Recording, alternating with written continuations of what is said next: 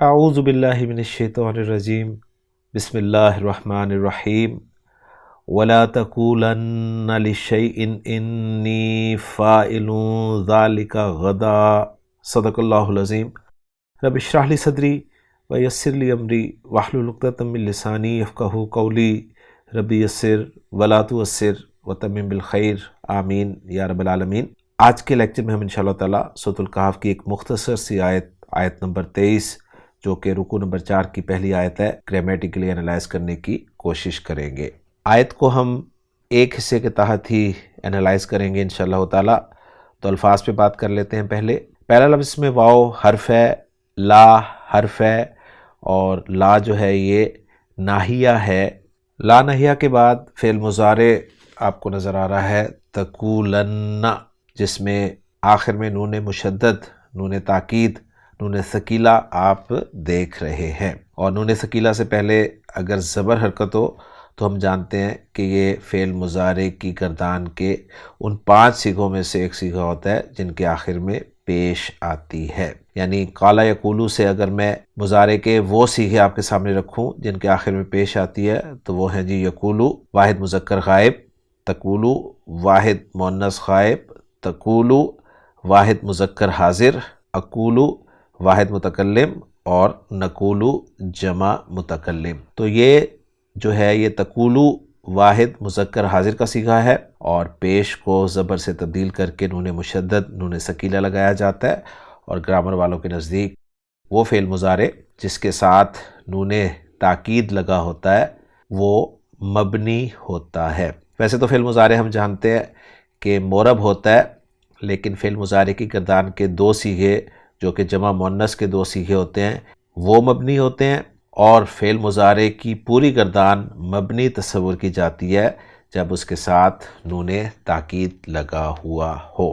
تو یہ بات آپ نے اچھی طرح ذہن میں رکھنی ہے۔ اس لیے آپ دیکھیں گے کہ ترکیب میں فعل مضارع کو مبنی قرار دیا جائے گا، مبنی برفتحہ کہیں گے۔ تو یہ فعل مضارع واحد مذکر حاضر کا صیغہ ہے، اور ہم جانتے ہیں کہ یہ ان صیغوں میں سے ہے جس کا فاعل جو ہے وہ ہمیشہ ضمیر مرفوع متصل ہوتا ہے، اور ضمیر جو ہے وہ انت ہے۔ اور لا تقولن کا ترجمہ ہم کریں گے تو ہرگز مت کہنا۔ اگلا لفظ جو ہے وہ ہے لام حرف جر ہے، کیونکہ اس کے بعد اسم آپ کو شیء مجرور نظر آ رہا ہے۔ شیء لفظ جو ہے اس کا رسم الخط آپ دیکھ لیں، یہاں پر آپ کو اور طریقے سے لکھا ہوا نظر آ رہا ہے، جبکہ شیء قرآن مجید میں اور انداز سے بھی لکھا ہوا ہوتا ہے۔ تو یہ خاص رسم الخط ہے، یہاں پر آپ نوٹ کر سکتے ہیں۔ شیء کا لفظ جو ہے یہاں پر واحد ہے، مذکر ہے، نکرہ ہے، اور مجرور ہے۔ لشیء ترجمہ کریں گے کسی چیز کے لیے، یعنی کسی چیز کے بارے میں۔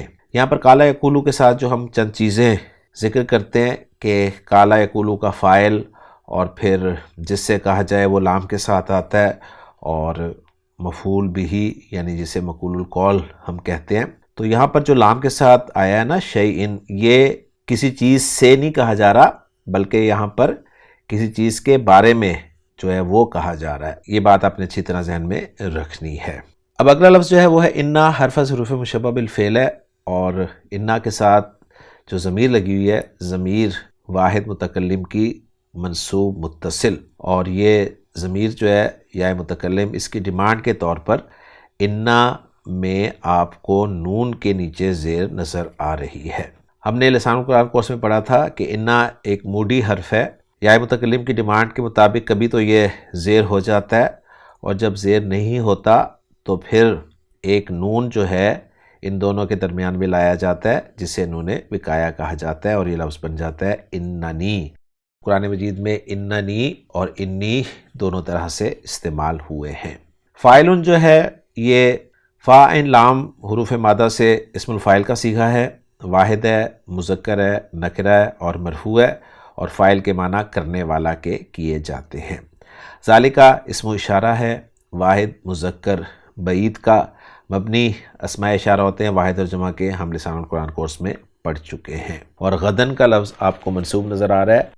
غدن کے معنی کل کے ہوتے ہیں، کل جسے ہم ٹمارو کہتے ہیں، اور یہ ظرف ہے اس لیے منصوب ہے، واحد ہے، مذکر ہے، اور نکرہ ہے۔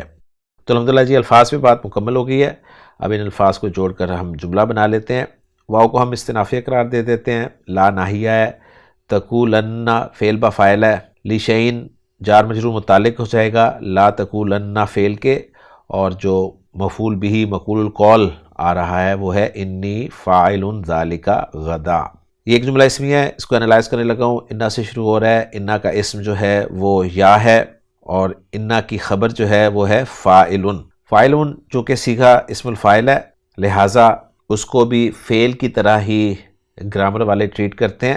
تو ذالکہ جو آگے آپ کو نظر آ رہا ہے یہ یہاں پر محلاً منصوب مفعول بھی قرار دیا جائے گا فاعل صیغہ اسم الفاعل کے لیے، اور غدن جو ہے یہ متعلق ہو جائے گا صیغہ اسم الفاعل کے.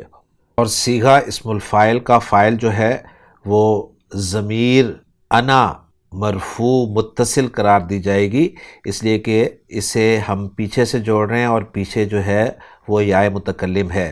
تو صیغہ اسم الفاعل کا جو فاعل ہے وہی ضمیر قرار دی جاتی ہے جیسی پیچھے ہوتی ہے.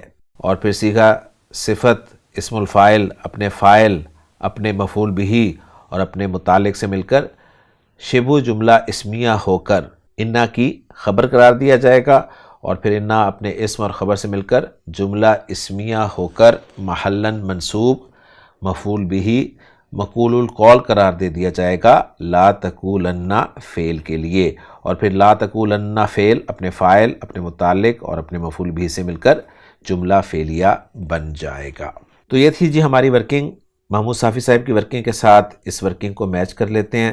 محمود صافی صاحب نے واو کو عاطفہ قرار دیا ہے. لا تقولن کے بارے میں کہہ رہے ہیں کہ مثل ما یشعرن ہے، جو کہ آیت نمبر 19 میں تھا. فاعل انتا ہے. لشین جار مجرور متعلق ہے تقولن فعل کے. انا حرف حروف مشبہ بالفعل ہے. یا ضمیر فی محل نصب اسم انا ہے. فاعل خبر ہے انا کی، مرفوع ہے، اور ذالک اسم اشارہ مبنی فی محل نصب مفعول بھی لاسم الفاعل ہے. اور لام جو ہے اس میں یعنی ذالکہ میں لام بود کے لیے ہے اور کاف خطاب کے لیے. پوری ڈیٹیل کے ساتھ وہ اس کو ذکر کرتے ہیں. غدن جو ہے ظرف زمان منصوب متعلق ہے فاعل کے. تو الحمدللہ ورکنگ میچ کر گئی ہے ہماری. باقی جو جملوں کا اعراب بتایا ہے وہ جملہ پہلا لا تقولن والا فی محل جزم معطوف علی جملہ لا تمہاری ہے، کیونکہ انہوں نے واو کو عاطفہ قرار دیا ہے. اور انی فاعل والا جملہ فی محل نصب مقول القول قرار دیا ہے. اب دیکھتے ہیں اس آیت کا ترجمہ. تو اس آیت کا ترجمہ کچھ یوں کیا گیا ہے کہ وَلَا تَقُولَنَّ لِشَيْءٍ، اور کسی چیز کے بارے میں ہرگز نہ کہہ انی فاعل ذالک غدا، کہ میں یہ کام کل ضرور کرنے والا ہوں. اس آیت کے بارے میں یہ کہا گیا ہے کہ یہودیوں نے نبی کریم صلی اللہ علیہ وسلم سے 3 باتیں پوچھی تھیں کہ روح کی حقیقت کیا ہے اور اصحاب کہف اور ذوالقرنین کون تھے. کہتے ہیں کہ یہی سوالات اس صورت کے نزول کا سبب بنے. نبی کریم صلی اللہ علیہ وسلم نے فرمایا کہ میں تمہیں کل جواب دوں گا، لیکن اس کے بعد 15 دن تک جبریل وحی لے کر نہیں آئے، اور پھر جب آئے تو اللہ تعالیٰ نے انشاءاللہ کہنے کا یہ حکم دیا. اور مزید لکھا گیا کہ آیت میں کل یعنی غد سے مراد مستقبل ہے، یعنی جب بھی مستقبل قریب یا بعید میں کوئی کام کرنے کا عزم کرو تو انشاءاللہ ضرور کہا کرو، کیونکہ انسان کو تو پتہ نہیں ہے کہ وہ جس بات کا عزم ظاہر کر رہا ہے اس کی توفیق بھی اسے اللہ کی مشیت سے ملنی ہے یا نہیں. تو الحمدللہ جی آج کے لیکچر میں ایک مختصر سی آیت تھی ہماری، جس سے ریلیٹڈ حصہ اگلی آیت میں ہے. انشاءاللہ تعالیٰ اگلے لیکچر میں اس آیت کو ہم گرامیٹیکلی انالائز کریں گے. اللہ تعالیٰ سے دعا ہے کہ اللہ تعالیٰ ہمارے لیے اس بات کو آسان بنائے. سبحانک اللہم و بحمدک اشہد ان لا الہ الا انت استغفرک و اتوب الیک.